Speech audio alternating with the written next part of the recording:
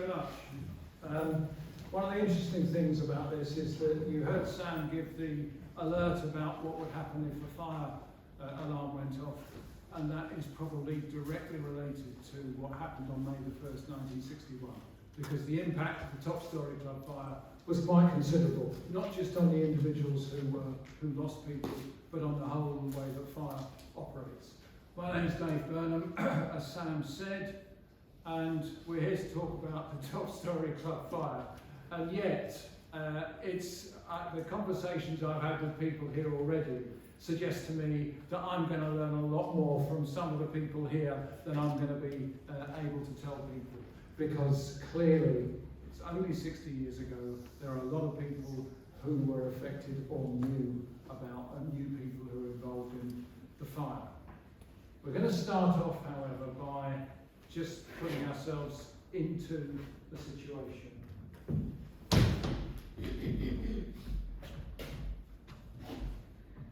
Imagine that night.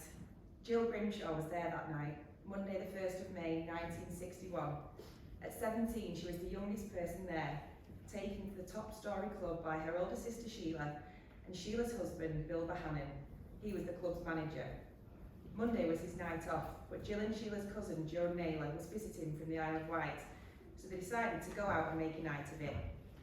The four of them got to Crown Street at about 10:30. It was bound to be quiet, according to Bill.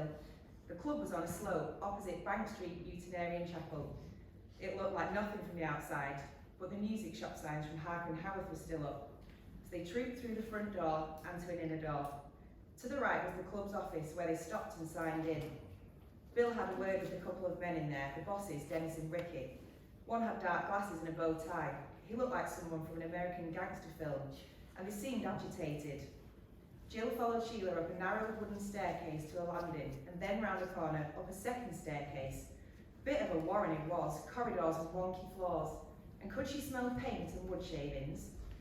But when they got to the top story, the club itself, wow, it was really colourful. Big playing cards emblazoned on the front of the bar, and at the far end, a trendy bamboo partition separating the bar area from the dance floor. It had a South Seas feel, like the coffee shop in Espresso Bongo, that Cliff Richard film. They sat at the table and Bill got a round of drinks. There were 24 people in the club that night. A pregnant girl Jill may have known, two lads who looked like they'd had way too much to drink, and the two flashy blokes from downstairs had come up to join them. Just after 11 o'clock, Bill was dancing with someone called Anne, the only couple on the dance floor, and he kept looking round. Was it because the tape player wasn't loud enough? No, it was something else. He strode off downstairs as if he was looking for something.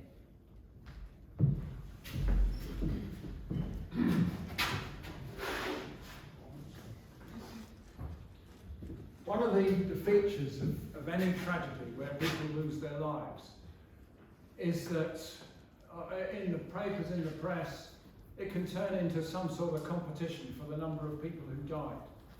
People know that 19 people died in the top Storey Club fire. But I think we need to honour the dead first, rather than just talk about the number. I'm going to introduce you to the individuals who died. First of all, the two owners, Richard Sorensen and Dennis Wilson, both from Manchester. They were there that night, they died. Sheila Bohannon, Bill Bohannon's wife, she ran the Washington Hairdressers just off Deansgate. She was 32, had been married to Bill for about 8 years, I think. Her cousin, Joan May Naylor, who was on a holiday trip from the Isle of Wight and had been taken to the club that night as a treat, I suppose. Francis Roylance and Derek Riddings were brothers-in-law.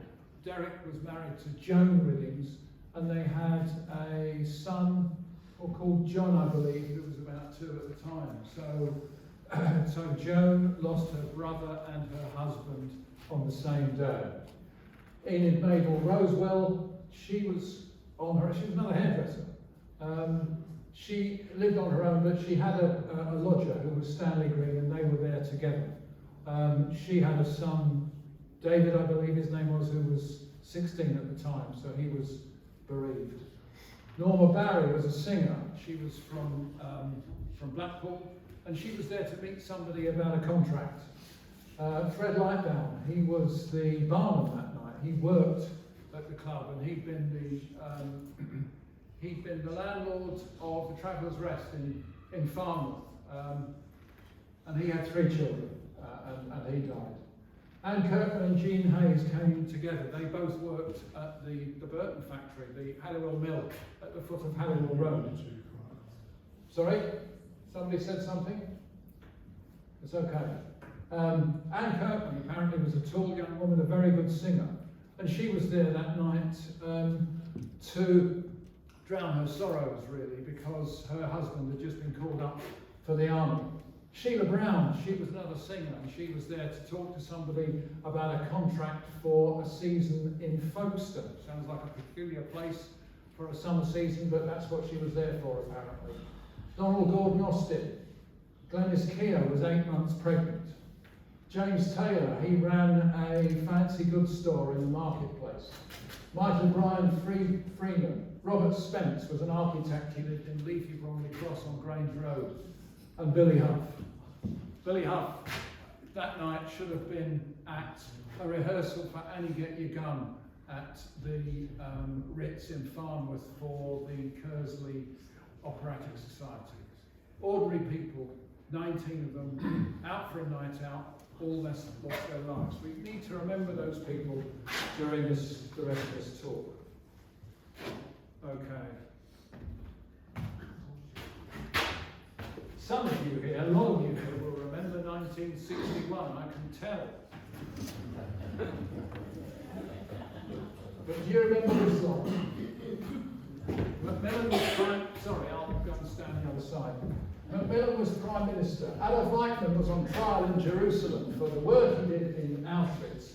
The Shirelles, what was the Shirelles' first hit? Will you love me tomorrow? Yes!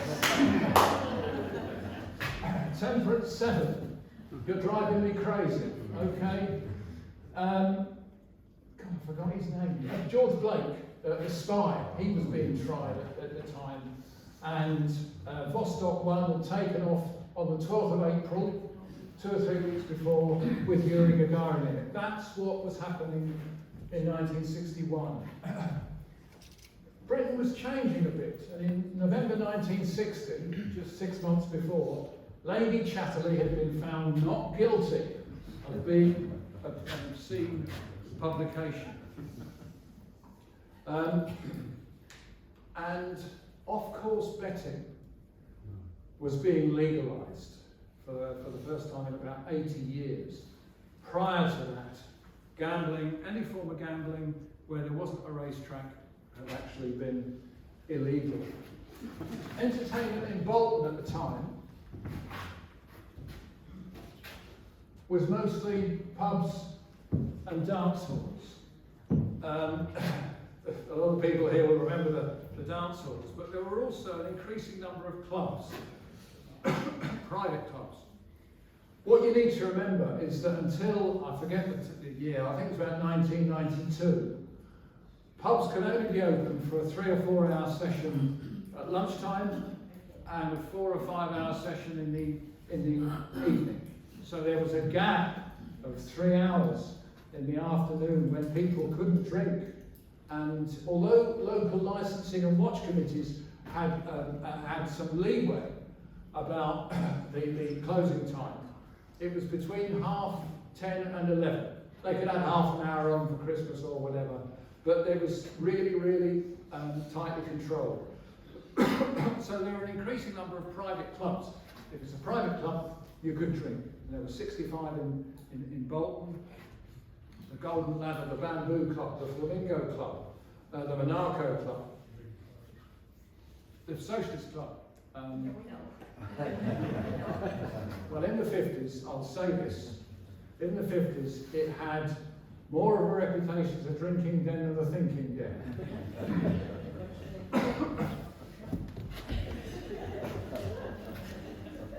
That was a joke.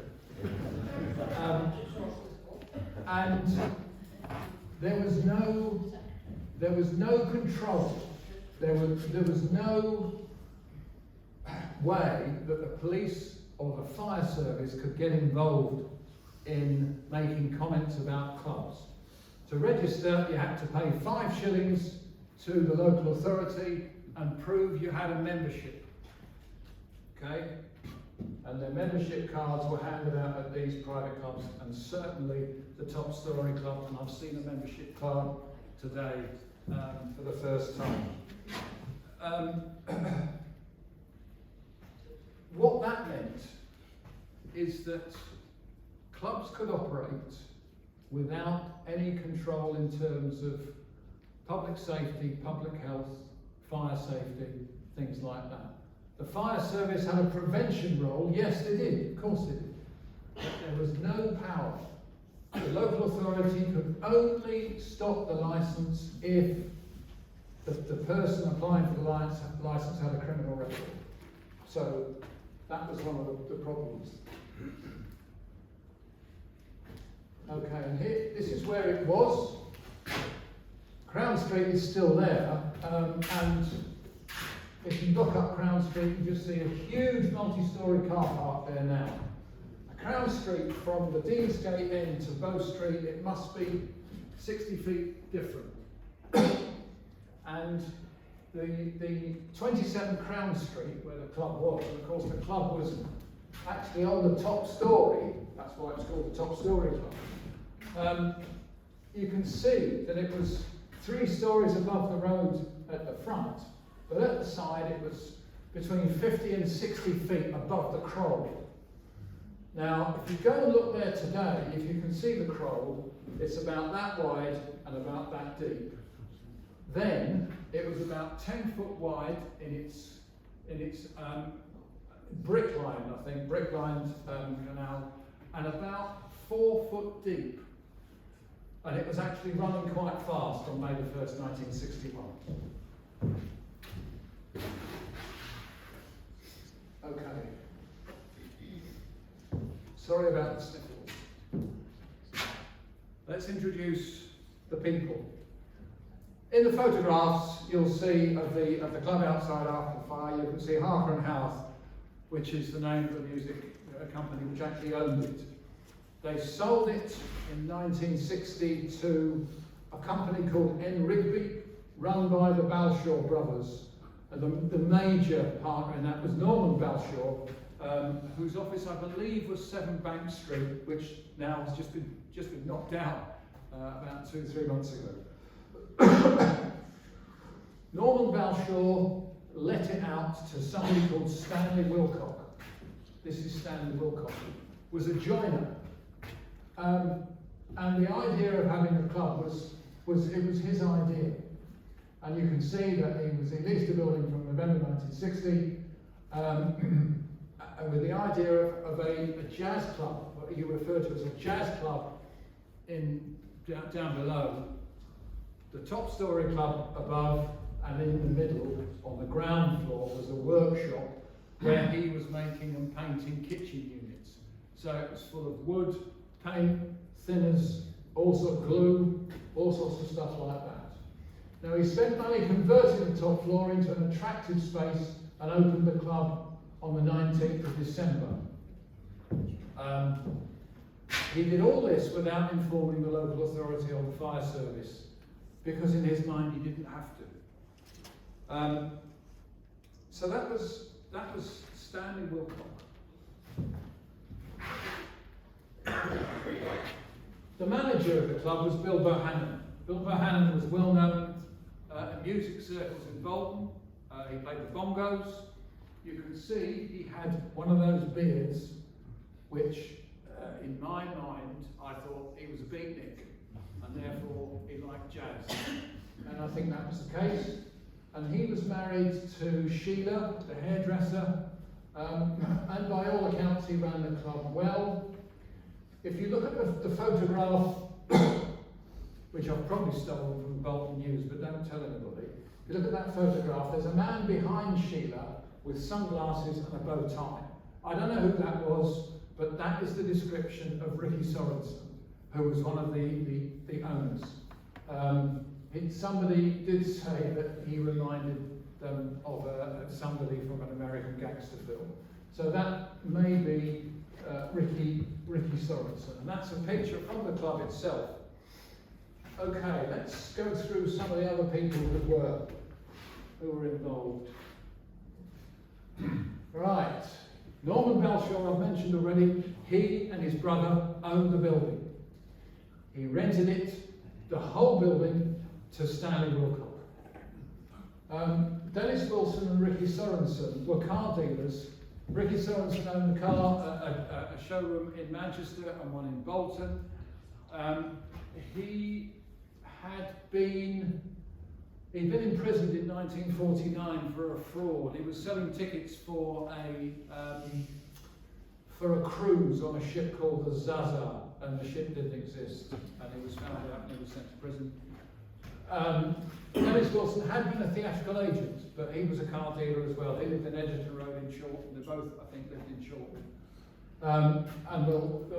It was a Monday night. It's clear to me that Dennis Wilson and Ricky Sorensen used Monday night as their office night in the club. The club wasn't open during the day.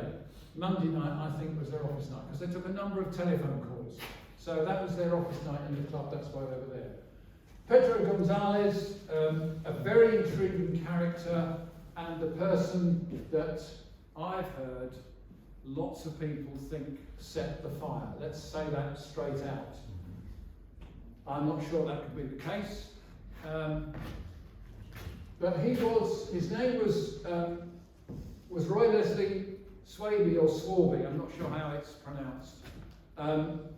He was Jamaican, and he'd been in Bolton for about 5 years, and he was a sort of a doorman, a gopher, a bit of muscle on the door.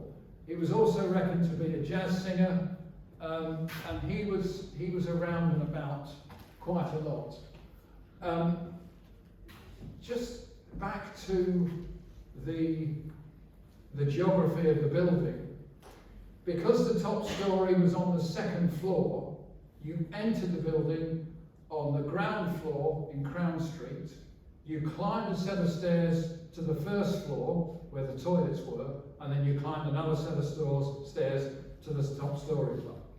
It was a club. You could not just walk in, you had to sign in. So the front door was generally locked. So one of Pedro's jobs, and Red Billy, by the way, their job would have been to sit at the door in the office, because there was an office, the club office was next to the front door, let people in, make them register, and send them upstairs. There was an intercom in the downstairs, the vestibule, I suppose you'd call it, between the outer door and the inner door, which captured the noise of people knocking on the door, and actually there was a speaker behind the bar, so the barman could hear people knocking. That was the theory anyway. So that's what Pedro Gonzalez and Reg Lilly would have done mostly. It's been downstairs to let people in. The Eddie Lomax Quartet, they played regularly, not just at weekends. They certainly played on a Tuesday night, and I suspect they played 3 or 4 nights a week. Eddie Lomax, very well-known musician across Bolton for years and years, and his drummer Chip Gamage and other people. There would have been scores of people over the years that played in Eddie Lomax's quartet. Fred Lightbound was the barman, we've mentioned already. Alexander Molyneux was employed by Stanley Wilcock. He was a joiner. He worked during the day in the workshop where the kitchen units were made.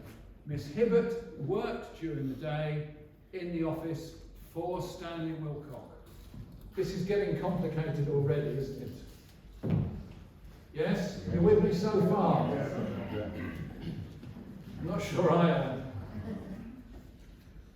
Okay. Let's see what we're doing next. Right. So,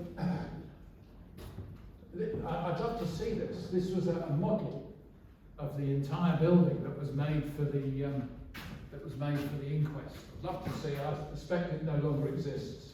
Fantastic model. See where I am. Yeah, that's good. Is that right? Yes, it's quite good. That's quite good. That's quite good.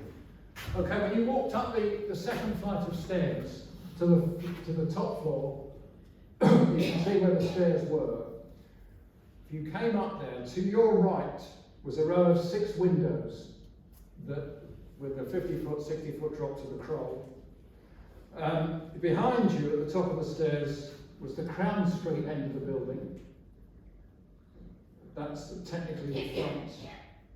At the end was a stage. That end, that was where the band would have played. And to the right was a small dance floor. In front of you was a partial partition, a bamboo partition, and then behind that was the bar. That was the shape of the club. And let's just go back to the advert for the club. This is the only advert I found in the Bolton Evening News. Most clubs, like the Top Storey Club, advertise weekly in the classified section of the Bolton Evening News. The Top Storey Club didn't, but on the 12th of January 1961, 3 weeks after they had opened, this advert appeared. Now technically it's not correct because the band wouldn't have been on the left hand side, it would have been behind you. But you can see the sort of place it was, and it was described as the happiest club in town. And there are some people I spoke to who said the club was absolutely great, and there was nothing like it in town. There was no jazz club playing. They would play danceable jazz, Dave Brubeck, Count Basie, big band stuff like that. Okay, so there we are. Top Storey Club.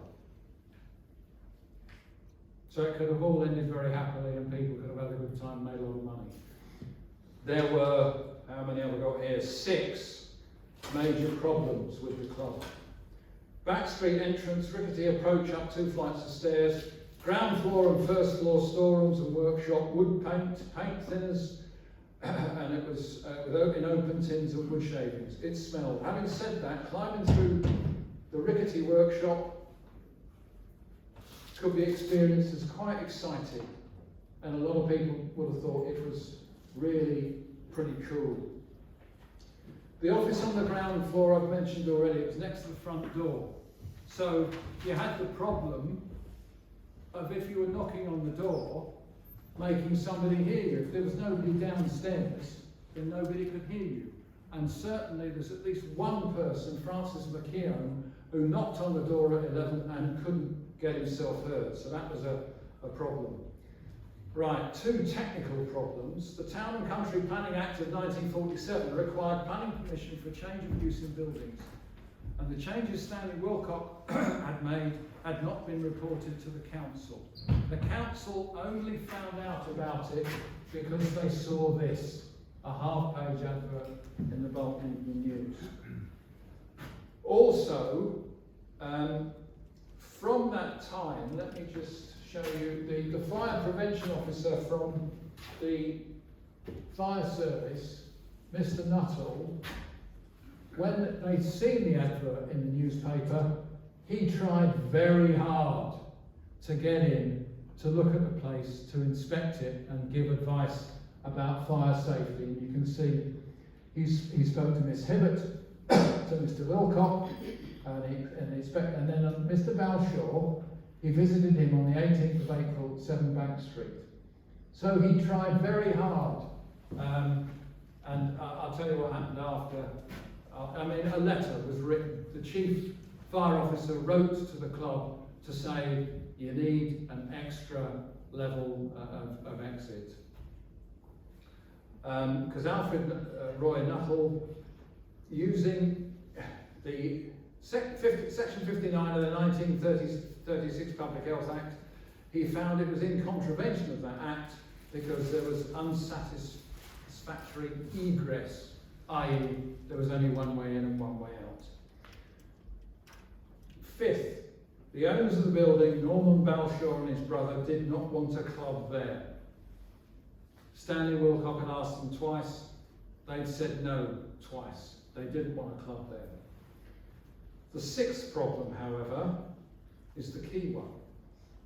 There was no fire escape, no fire extinguishers, no fire blankets, no fireproof doors, no fire alarm.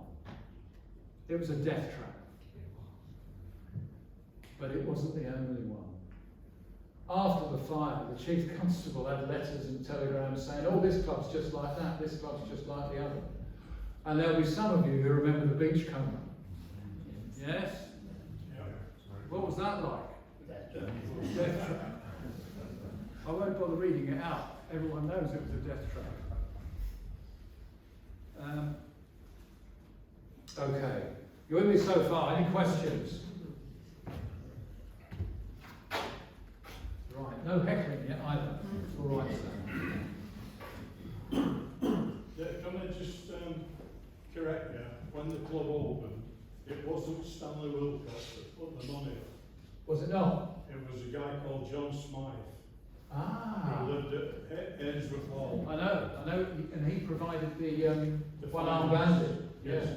And this is why two guys, Sorensen and the other guy came in, because John Smythe owed them a lot of money.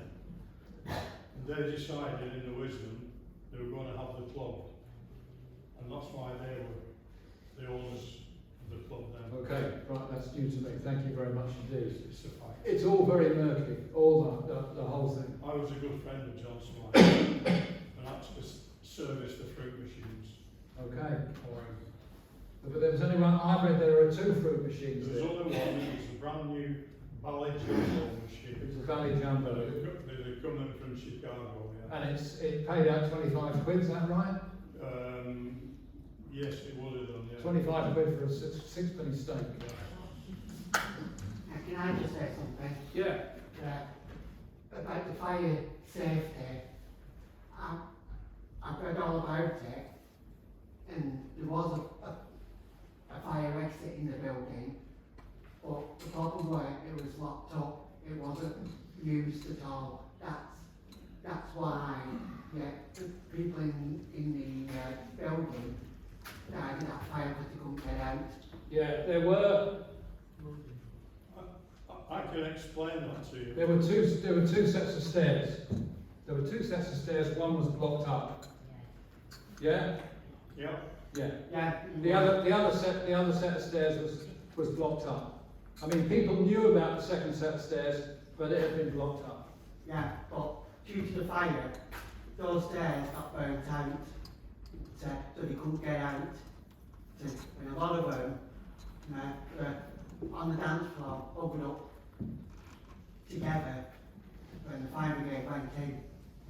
And that's how they found a lot of them. But some did manage to get out, but they dropped into the Yeah. River Okay. Croal. You're stealing my thunder. You're telling my story. Let's carry on. Thank you. Okay. The build-up. As Brian said, it's Brian, isn't it? It is Yes, Brian. Brian said, on March the 24th, Stanley Wilcox sold the club to Dennis Wilson. He said he'd spent £1,300 on it. He sold it for £1,800. Now, I don't know, obviously, what the relationship of the funding was between Dennis Wilson and Ricky Sorensen and Stanley Wilcock and John Smythe were. But I have to accept what you say. If that's the case, that's the case. Stan Wilcox wasn't involved with No. the finance of the place. No. Okay. So, and he was found bankrupt. He was declared bankrupt the following year. Right. Sorry, we're jumping ahead. If you do know things, could you tell me once I've got to that part of the story? Is that okay? Okay. So, Brian, it's great. Thank you.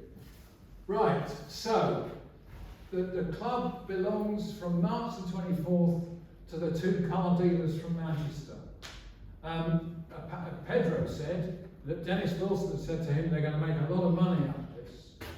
On April the 5th, the fire chief wrote urging an alternative exit, but he only wrote to the club. He didn't write to Norman Balshaw, who owned the building. So nobody at the club did anything about this.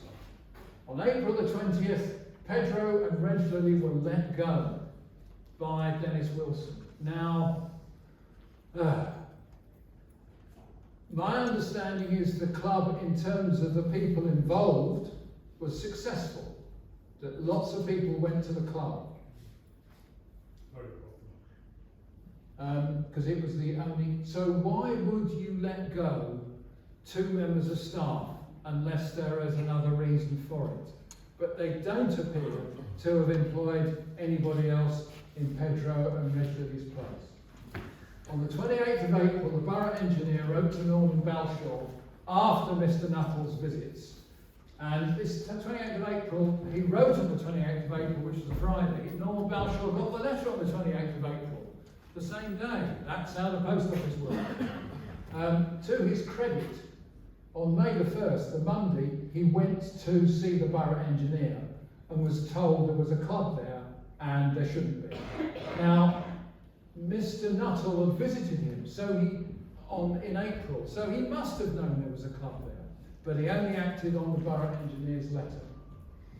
5:30, and then Norman Balshaw fixes up to meet Dennis Wilson at the club that very evening, Monday the 1st of May, 1961. Stanley Wilcock and George Alexander Molyneux left the workshop at 5:30. There's no mention of Miss Hibbert at the inquest, but probably she was working there in the office that day. Okay.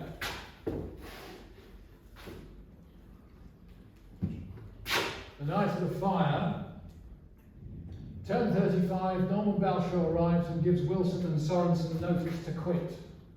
You've got to be out by June the 24th, because he didn't want a club there. Around 10:35, Bill Bahan arrives with his family. 10:40, David Gray, Derek Billings and Francis Roylance arrive.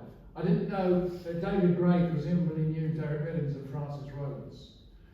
10:55, having had what must have been an angry confrontation with Dennis and Ricky, Norman Balshaw left. 10:55. 11 o'clock, Francis McKeown bangs on the door but cannot get in. 11:05, Bill sees smoke and goes downstairs to investigate, followed by Pedro. Goes to ground floor, opens workshop door and is pushed back by flames, unable to get back upstairs. 11:07, he calls the fire brigade after, according to him, breaking into the office. As people have been in the office, in and out of the office all night, why did he have to break into the office? Also, I'm not entirely sure that Pedro was upstairs and followed Bill Bahan downstairs. No, I didn't. But I don't. We'll come to that later, Brian. We'll come to that Okay. later. Everything then happens very quickly.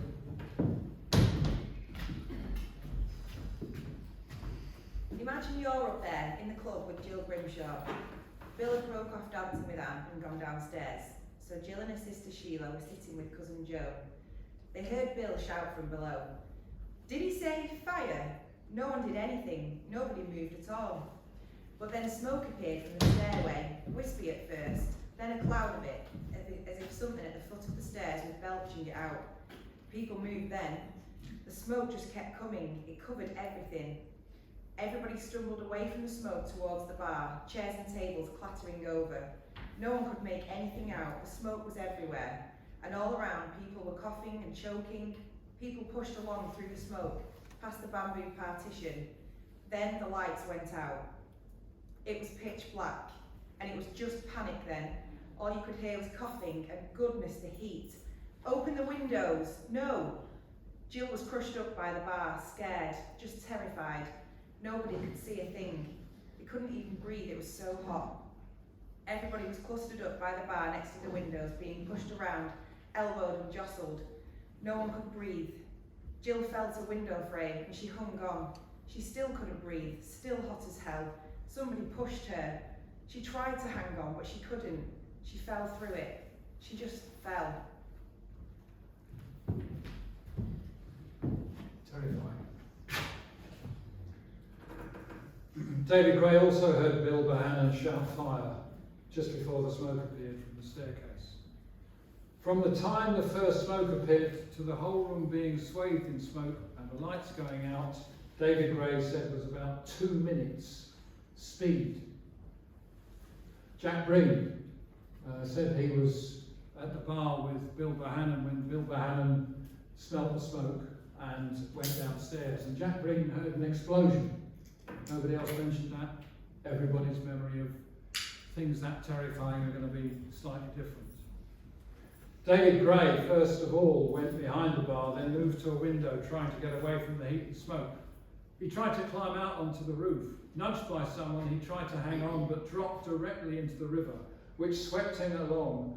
And in the end, having hung on, he was helped out by an ambulance man at Manor Street. Manor Street. This must be 120 metres away.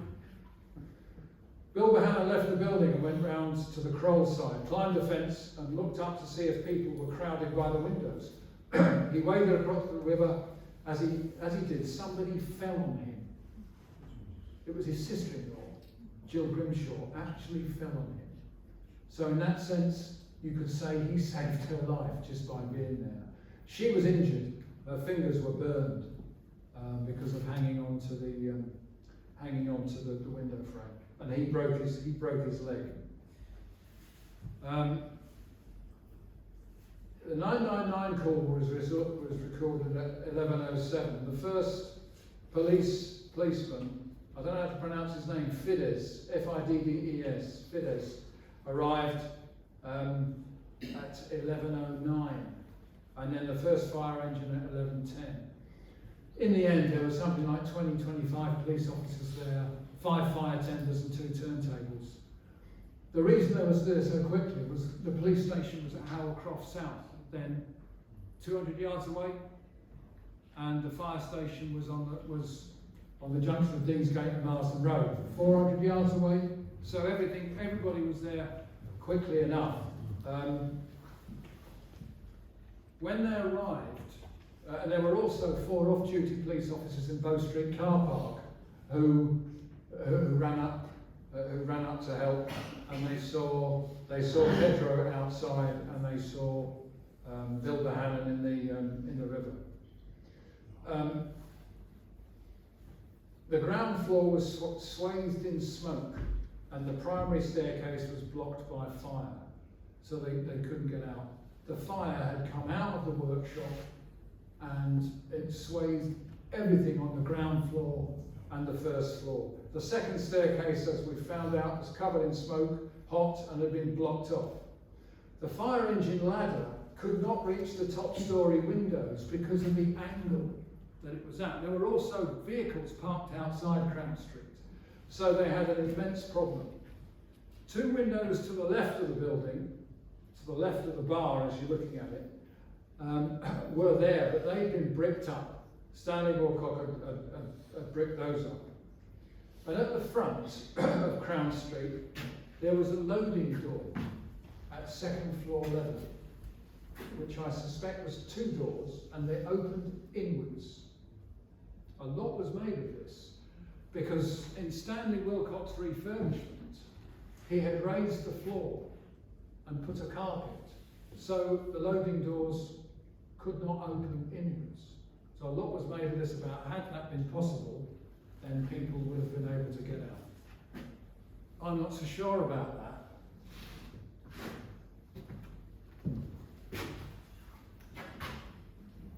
That's what it looked like afterwards.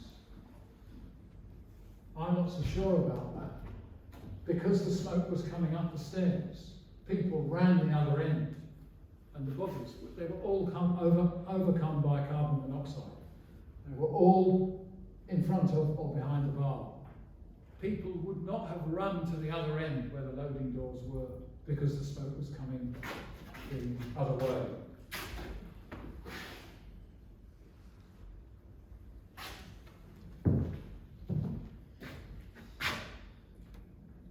But the suggestion was that there were people who knew that the loading doors could be taken off their hinges, and if that was the case, people could have got out. And certainly Fred Lightbow knew.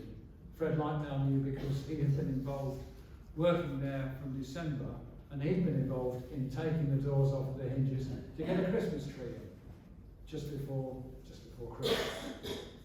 I can enlighten you on all that if you like. You want me to do it now? Go on, yes, Brian, yes. Right. Can you just go back to the plan? Yeah. Speak up, Brian. I will. The full plan. Well, that one will do. Where it says blocked up windows at the bottom, that was the door there. Yeah. Now, early in the year, I think January, people complained of a big draft coming through that door. And there was a big velvet curtain across it. And the fruit machine was in front of the curtain. Now, one lunchtime, as you said, Fred was there. I was there myself. Stan Wilcox, and they mixed some cement, and they put a fillet at the bottom of the door to stop the draft.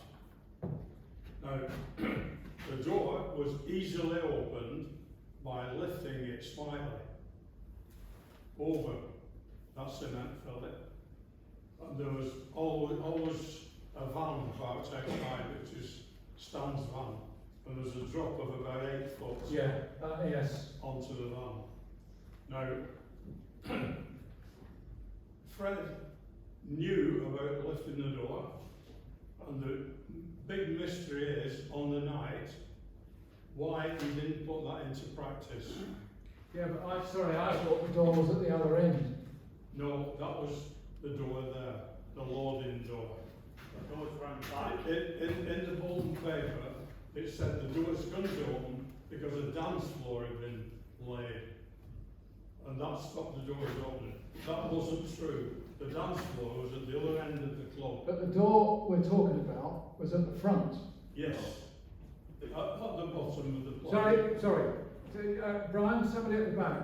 Yeah, the door that, gentleman at the front's correct, the door that's on that previous plan you can see sticking out there, that was around the back of the premises. Yes. It's a loophole door, and the van was parked outside of that. It is that door that could have been, that could have been lifted. Okay. That was the escape route. Right. And Fred knew about that, and why he didn't lead the people out there. That's the big mystery. Well, I think I've got the answer to that. Let's carry on. Thank you. I hope we're not getting it too wrong. Okay. A whole range of sensational accounts about what happened. Particularly rumour. Pedro ran away. He didn't. Pedro fought the blaze with fire extinguishers. There were none. Spike railings were at the bottom. That's where people died. There were no spike railings there. The one I particularly like is the vibraphone player. A friend of mine said his mother's friend had a son who was playing the vibraphone that night, and he jumped out the window and survived. But the music that night was provided by a tape recorder, so there was no band on at all. A whole range of things around that. And we'll come to the hit and run by the Corte Street gang later on. Right. Well, that's, sir. That vibraphone player wasn't playing that night. But he was there. And still is playing. He wasn't there. I'm still watching him playing Wilf Nuttall. Wilf Nuttall. He was a very good friend of mine. Okay. I'm still watching him play. See, I knew that I'd learn more about this. Okay. Now, right, that's the story. Okay? And what I've used, I've talked to some people, not as many as I'm talking to now, but I've gone through all the newspapers and the inquest, so that's where I got the information from. Three major things struck me as I went through this. And the first one is about, I suppose, the dodgy characters. Dennis Wilson and Ricky Sorensen were operating at the cash end of business. And of course, there's all sorts of issues about people operating at the cash end of business. Ricky Sorensen had a criminal record for fraud. Stanley Wilcock the following year was bankrupted. Now that's just, that's not dodgy.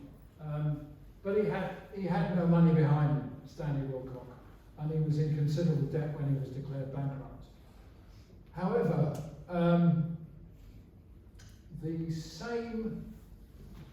week after the fire, Stanley Wilcock was in court, taken to court by the legendary NSPCC officer, George Marmaduke Fraser. Big man, big as me, uniform. He took Stanley Wilcock and his wife Mary to court for neglecting their 3-year-old and their 4-month-old child.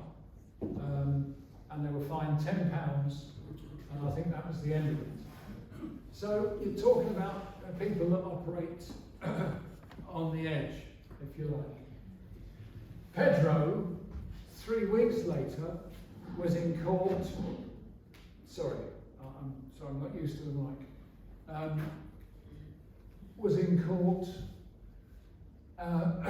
threatened with prison for not paying the £72 he owed in an affiliation order for a child that had been born in 1959. So, you know, we're not talking about things that relate directly to the fire, but we're talking about people who may have operated slightly outside the rules.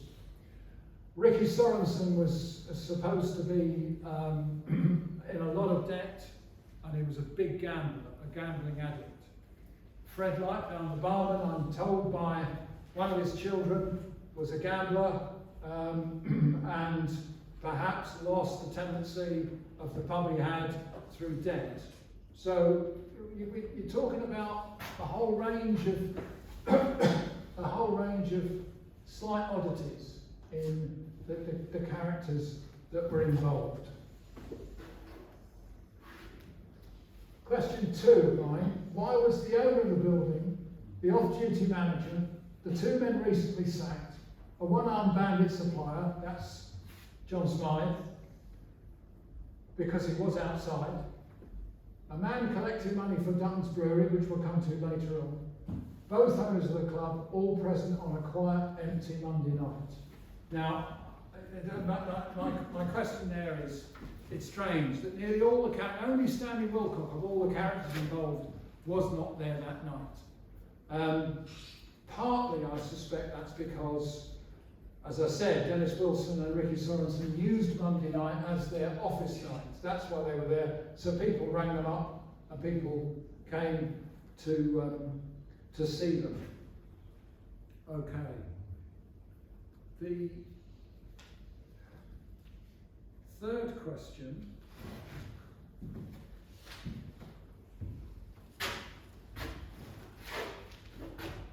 is perhaps the most significant. One of the things in the records are terribly poignant lists of items that were found in the club. Black shoes, ladies, Novanco. Black shoe, ladies, Venice Girl. Odd lady shoes, ballpoint pen, Yale key, gents raincoat, Aquastorm. Terribly poignant for all the people who died. But also, there was a huge list of items that Ricky Sorensen and Dennis Wilson had bought or had delivered and hadn't paid for. Carpets, lighters, barometers, presumably for some sort of decoration, ashtrays, and about £2,000 worth of liquor from 5 different suppliers. And I'm immediately think with that, that if they had spent so much money, perhaps from their point of view, this was a money laundering front, that the club was a way of legitimising money, dirty money, that had been made from something else. That may be an ignoble comment on thought on my behalf. And in fact, what I realised when I read further, and I've lost a piece of paper, no, here it is that it may well be they had a lot of debt and they spent a lot of money, but it couldn't have been a money laundering front because they didn't pay for anything. Listen carefully to this report from Inspector Moss, who said, this is from the 4th of May, 3 days after the fire. At 3 p.m. today, Mr. Fred Waugh of 102 Sharples Avenue, Bolton, who is a representative of Dutton's Brewery, Blackburn, whom they owed £1,000 to, spoke to me on the telephone and stated that at 8:45 p.m. on Monday the 1st of May 1961, he went to the Storey Club to see Mr. Wilson about a debt owing to his firm for liquor supplied to the club. There was a painter inside the door holding some paint in a bucket. Mr. Waugh went to an office on the right of the entrance and there saw Mr. Sorensen, who made some remark about having the room decorated. In reply to Mr. Waugh's questions, he stated that Mr. Wilson would not be at the club until 10:30 that evening. Now pay careful attention to what happens next. Mr. Waugh then went home and at 10:40 p.m. he rang up the club. Mr. Waugh has met Dennis Wilson. He knows who Dennis Wilson is. Mr. Waugh recognised the voice of the man who answered the phone as being that of Dennis Wilson. But the man said Wilson had not come to the club. Sorensen then spoke to Mr. Waugh and said that Mr. Wilson was not back. Mr. Waugh then said he would not be at the club at noon. He would be at the club at noon on Tuesday for a cheque. Evasion. Mr. Waugh informed me that when he had previously made a request for payment of the club's account, Mr. Wilson had said that his affairs were in the hands of his accountant, Mr. J.F. Scholes, of 5 Queen Street, Manchester. Mr. Waugh has been to Manchester in an endeavour to see Mr. Scholes, but can find no person of that name at 5 Queen Street, Manchester, or in the vicinity. So, Mr. Wilson and Mr. Sorensen were ducking and diving. They'd spent a huge amount of money on the club, and they weren't paying for anything. Immediately after the fire, all sorts of companies got in touch saying, we want payment for this, we want payment for that. A carpet, beer, all sorts of knickknacks, all sorts of things. So it may well have been that they wanted it to be a money laundering thing, but they had no money to launder in the first place. They were both in some debt. Okay. Right. So, how did the fire start?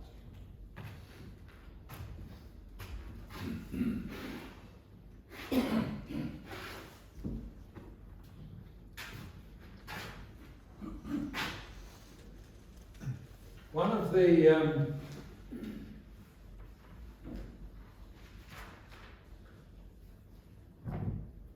stories that Pedro mentioned several times to newspapers was that Manchester gangs had threatened to wreck the club, threatened to come and wreck the club. He said this on 2 or 3 occasions, and it was mentioned in 2 or 3 different newspapers. I can't personally see what threat a small club in Bolton was going to be to any clubs in Manchester. But if Dennis Wilson and Ricky Sorensen had enemies in Manchester, then there may have been something in that. So that's arson by external forces. Still, the question there is, how did they get in? Secondly, is arson by the owners.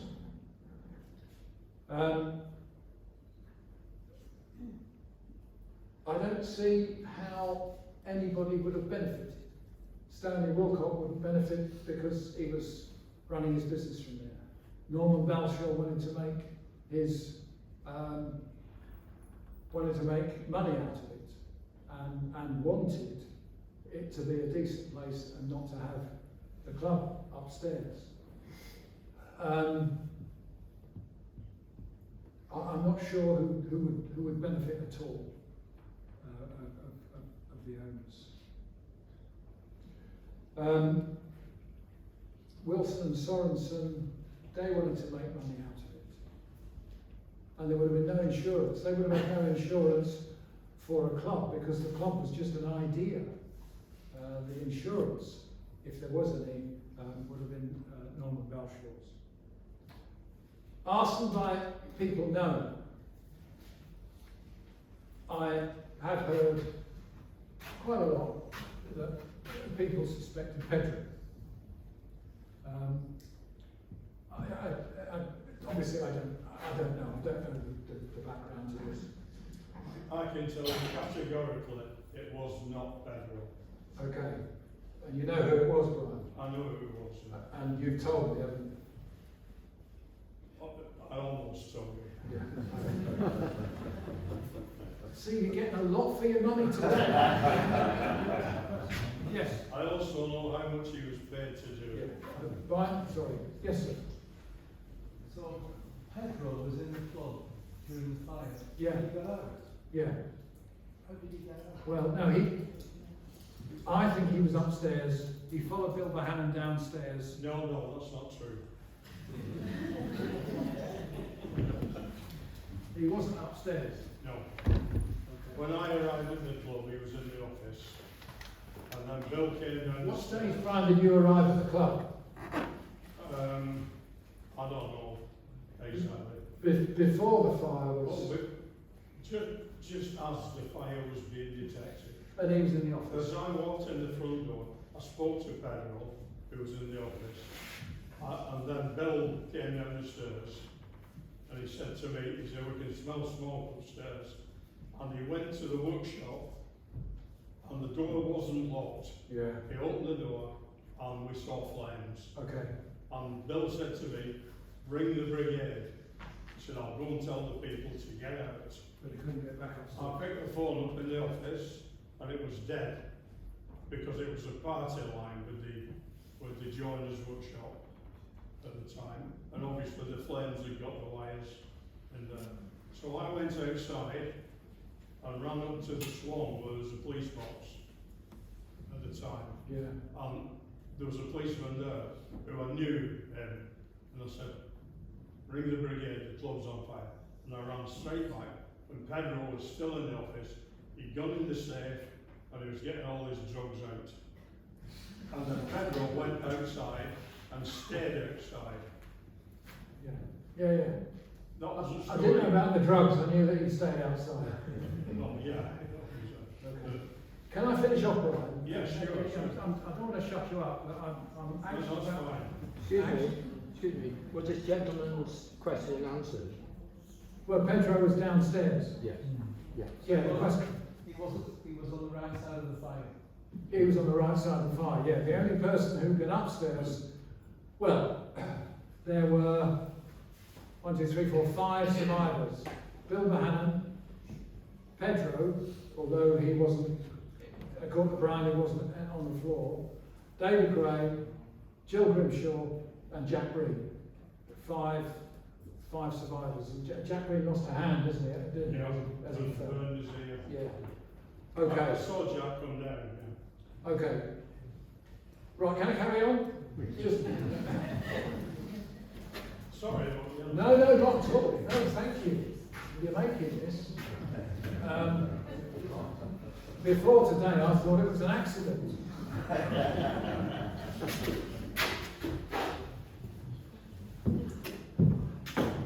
And I think what people don't understand about fires is the speed with which fire takes off. I mean, I'm reminded of the Bradford fire in May 1985, which was there. And because Bradford won the league, it was on television, which was unusual for that time. So the time from when a tiny fire, much smaller than that one, was seen by and commented on by the TV commentator, to that was 4 minutes. The time from the fire being that big to that was 2.5 minutes. You set a fire and you've done what you're setting. Dennis Wilson apparently was very, very concerned about fire, and he would go around the ashtrays making sure all the cigarettes were out. Stanley Wilcox said that, well, the cigarettes could have fallen down the floors, but the floor upstairs, there was a complete floor between the top Storey Club and the workshop where the fire started. So the idea of a cigarette coming from the club through the toilets and down to the workshop is unusual, to say the least. Okay, I'm going to finish off now. Where have we got to? So, I said it's an accident. Brian said he knows who did it, but it wasn't an accident. So, you've had much more than your money's worth today. Just on a more positive note, you can see this was the firefighter, which is obviously the Fire Brigade's magazine, basically saying this is just disgraceful, what happened. And as it,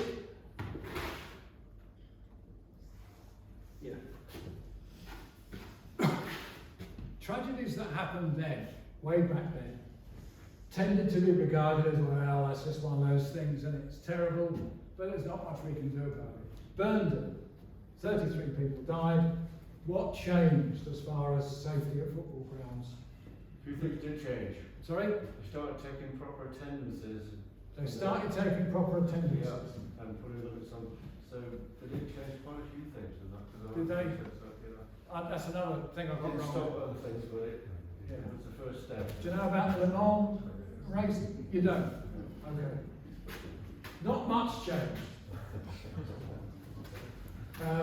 Wilson Station, 112 people died, and they had to, the ambulance service, the police, they had to do triage and treat it like a battlefield, which actually led to the creation of the paramedic service.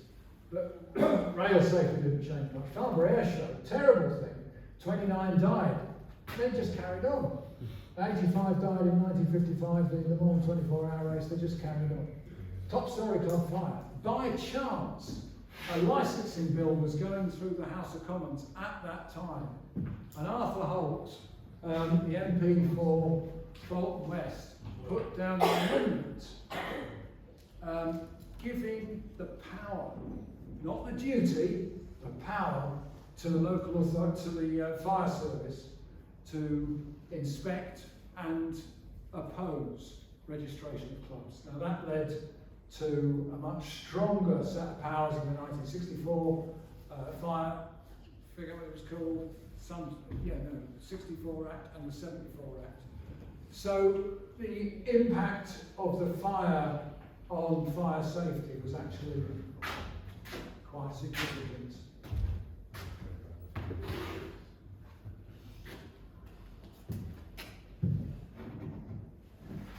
But let's go back. I'm very aware of what Brian said. We go back to Inspector Moss's comment about Fred Waugh's telephone conversation with the man who was Dennis Wilson but pretended not to be Dennis Wilson. Mr. Waugh said when he walked in, it's 8:45, that's between 8:45 and 9 p.m, 2 hours before the fire was discovered. He went into the office downstairs where Mr. Sorensen was. There was a painter inside the doorway holding some paint and a bucket.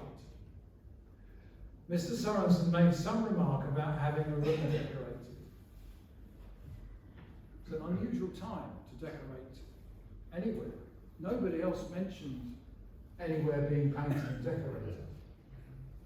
And just over the way, behind the door where the fire was discovered, was a paint workshop with paints and brushes and so on and so forth. So could whoever was painting, or whatever he was doing, have gone in there about 9 o'clock or much later, left the stuff there. Everybody smoked these days, and was that the cause of the fire? At the inquest, the chief scientist for the National Forensic Laboratory, a man called,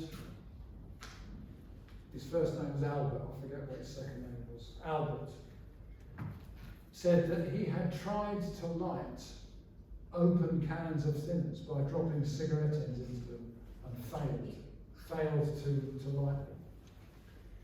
But he did say very clearly, I do not believe this was an accident, but I cannot prove it. On that basis, the jury of the inquest had no choice but to return an open verdict. So there was no, as far as I'm aware, there was no further detailed police investigation. There was going to be a public inquiry, but because of the changes in the Licensing Act, the Home Secretary, R.A. Butler, didn't announce a public inquiry. So life went on.